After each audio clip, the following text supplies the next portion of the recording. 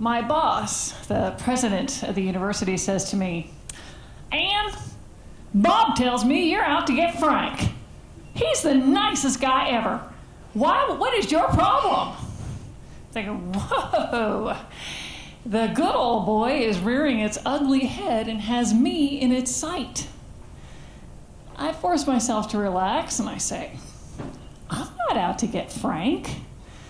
His staff filed a complaint, I conducted an investigation and did my job. Did Bob share with you what the results of the investigation were? No, I don't have time for that. Of course not. That's how the good old boy network thrives and threatens women like me. That night, I go home to dinner and I tell my husband about this conversation, and he instantly picks up on the potential danger of this kind of conversation to my career. This is the mid-1990s. Bill Cosby selling Jell-O pudding pops on TV. Hillary Clinton has said, "I am not going to be the next Tammy Wynette." And there's a lot of public controversy about Clarence Thomas's comment about a pubic hair on a Coke can. I'm a lawyer and the director of equal opportunity for the university, and I have just finished a sexual harassment investigation into slimy Frank. Now, Frank should definitely be fired, and I have given a report that justifies that to Bob, the interim provost and good buddy of Frank. Which is why Bob, instead of doing his job, has gone to my boss and undermined me to try and make me the problem in this situation. Thank God Bob is an interim provost while we search for the regular provost that's actively going on now. Now, this all started a couple months ago when 5 staff who work for Frank at a branch campus came to my office.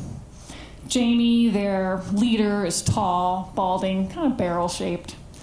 And he says, "We're all really nervous to be here. Can anything bad happen to us for talking to you?" "Absolutely not. You cannot be punished for talking to me or for filing a complaint." "Okay. Our branch manager, Frank, is awful. He's so sexually inappropriate, none of us want to go to work." Okay, that's a pretty sweeping statement. I hear that a lot, so let's see what he's got to say. I call in my investigators, and we all take notes and ask follow-up questions, and then we plan our investigation to go down to the branch. And we always start every investigation by meeting first with the person who's being complained about and to go over what the allegations are and get their response. As we enter Frank's office, he gets up from behind his desk to greet us, and he's got a really bright smile, kind of a little too tight, little too bright. He's a short man with slicked back blonde hair. He's wearing a light blue button-down with a loose hanging tie and blue jeans. He points to the little round conference table in his office, and we gather around it, and I'm going to start to tell him why we're there, and he throws his hand up and says, "You can just stop. We're one big happy family down here. You can't let a couple of malcontents ruin what we've got going on." And I said, that's exactly why we do these investigations, is to make sure it isn't anything big. Now, and then I dive in. Have you had any affairs with your staff? Frank crosses his arms and says, "Why are you even asking me that?" Indignation is a common defense to that kind of a question. And I said, "Well, I'm just doing my job. This is due process. So I tell you what you've been accused of, and you get a chance to respond." What is your response to that question?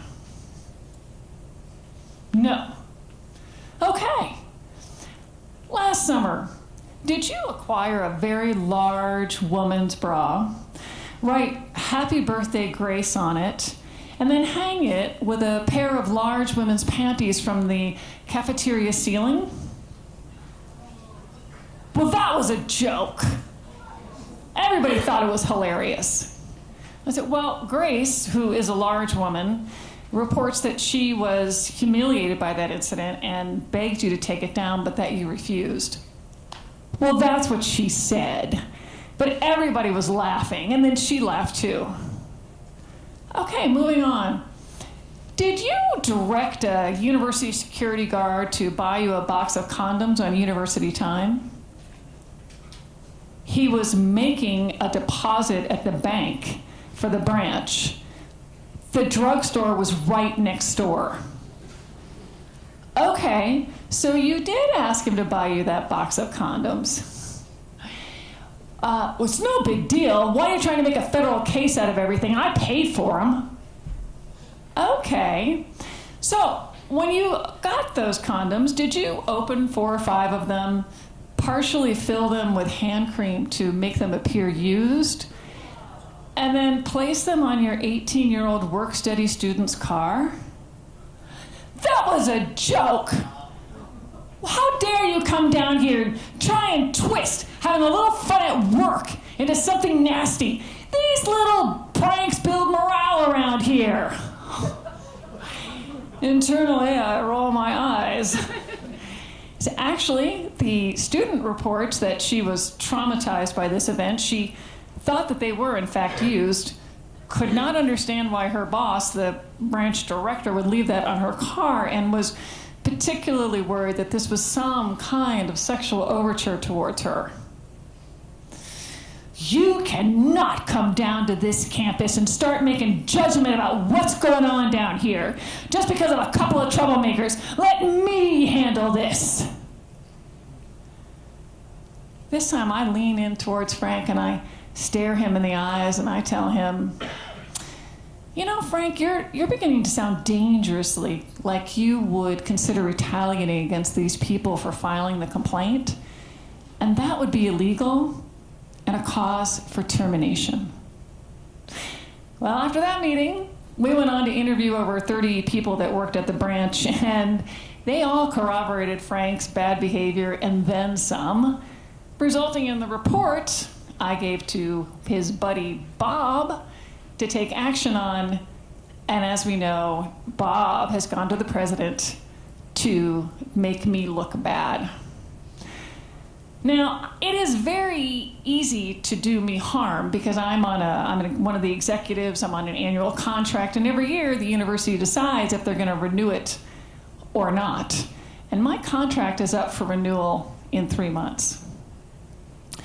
Well, since the president will not read the report, I write him a summary. No response. I write another report. I list every single university policy Frank has violated. Silence. In a meeting, I tell him, if we do not take appropriate action, the university is liable to a lawsuit, and we will lose. Doesn't matter. The Old Boy Network wants to protect Frank, and they do not like me for making that difficult. So I talk with my husband about this is where we are, and we think about worst case scenarios, review our finances, and cut back on expenses. But at the same time, the university is conducting final interviews with the candidates for the real provost position, and there is this kick-ass woman from Nebraska, and I hope they hire her.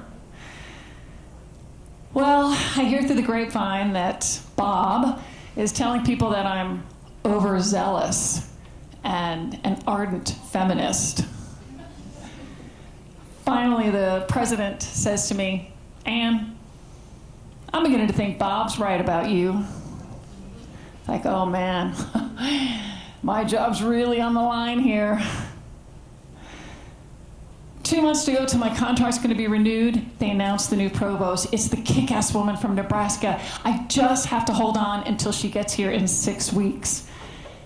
But my meetings with the president are tense, short, perfunctory. He starts excluding me from meetings, and he no longer asks my advice for anything. I practically hold my breath the last 2 weeks before the provost gets there. But when she does, on her second day, I hand her all 3 reports on Frank. The next morning, my phone rings. It's the new provost. Ann, Is there any reason why we wouldn't fire this guy?